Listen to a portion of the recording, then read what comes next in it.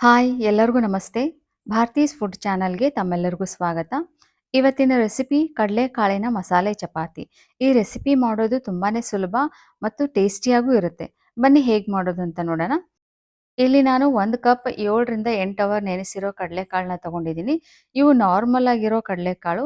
ನೀವು ಬೇಕಾದ್ರೆ ಕಾಬೂಲ್ ಕಡಲೆಕಾಳು ಬಳಸ್ಕೋಬಹುದು.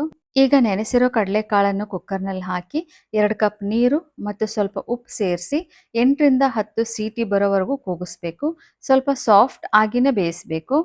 ಇವಾಗ ಕುಕ್ಕರ್‌ನ ಸೀಟಿ ಕೂಡ ತಣ್ಣಗಾಗಿದೆ. ನೀವು ನೋಡ್ಬೋದು ಎಲ್ಲ ಕಾಳುಗಳು ಸಾಫ್ಟಾಗಿ ಬೆಂದಿದೆ. ಈ ಕಡೆ ಮಿಕ್ಸಿ ಜಾರ್‌ಗೆ ಸ್ವಲ್ಪ ಕೊತ್ತಂಬರಿ, 8ರಿಂದ 10 ಬೆಳ್ಳುಳ್ಳಿ ಹೆಸಳು, ಸ್ವಲ್ಪ ಶುಂಠಿ, 1 ಚಮಚ ಜೀರಿಗೆ, ಅರ್ಧ ಚಮಚ ಓಂಕಾಳು, ಬೇಯಿಸಿರುವ ಎಲ್ಲ ಕಡಲೆಕಾಳು, ಹಾಗೆ ಅರ್ಧ ಚಮಚ ಉಪ್ಪು, ಅರ್ಧ ನಿಂಬೆ ಹಣ್ಣಿನ ರಸ, 8ರಿಂದ 10 ಹಸಿಮೆಣಸಿನಕಾಯಿ, ಅರ್ಧ ಗ್ಲಾಸ್ ನೀರು ಹಾಕಿ ಫೈನ್ ಪೇಸ್ಟ್ ಆಗಿ ರೆಡಿ ಮಾಡ್ಕೋಬೇಕು. ಇವಾಗ ಕಡಲೆಕಾಳಿನ ಮಸಾಲೆ ರೆಡಿಯಾಗಿದೆ.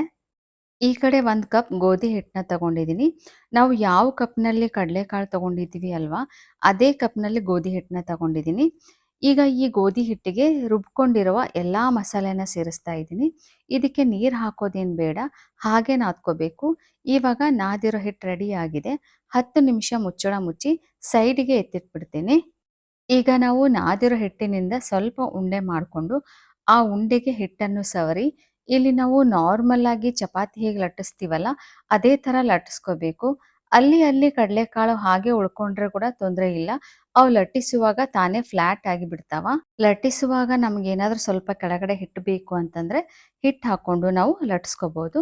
ನಮಗೆ ಯಾವ ಸೈಜ್ ಬೇಕೋ ಆ ಸೈಜ್ನಲ್ಲಿ ಮಸಾಲೆ ಚಪಾತಿ ಮಾಡ್ಕೋಬಹುದು. ಓಕೆ, ನನ್ನ ಚಾನಲ್‌ನ ಯಾರೆಲ್ಲ ಸಬ್ಸ್ಕ್ರೈಬ್ ಮಾಡ್ಕೊಂಡಿಲ್ವೋ ಪ್ಲೀಸ್ ಸಬ್ಸ್ಕ್ರೈಬ್ ಮಾಡ್ಕೊಳ್ಳಿ. ಇವಾಗ ಕಾದಿರೋ ತವಾದ ಮೇಲೆ ಲೋ ಫ್ಲೇಮ್‌ನಲ್ಲಿ ಸೀದ್ ಹೋಗಲಾರದ ಹಾಗೆ ಸುಟ್ಕೋಬೇಕು. ನೀವು ಬೇಕಾದರೆ ಮೇಲೆ ತುಪ್ಪ ಸವರ್ಬೋದು. ನಾನಿಲ್ಲಿ ಎಣ್ಣೆ ಹಚ್ತಾ ಇದ್ದೀನಿ. ಎರಡೂ ಕಡೆ ಹಚ್ಚಬೇಕು.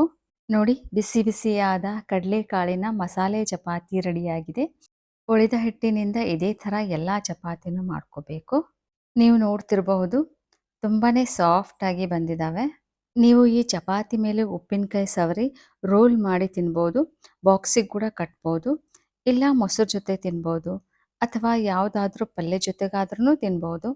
ಐ ಹೋಪ್ ಗಾಯ್ಸ್ ಈ ವಿಡಿಯೋ ನಿಮಗೆ ಇಷ್ಟ ಆಗಿದೆ ಅಂತ ಅನ್ಕೊತೀನಿ.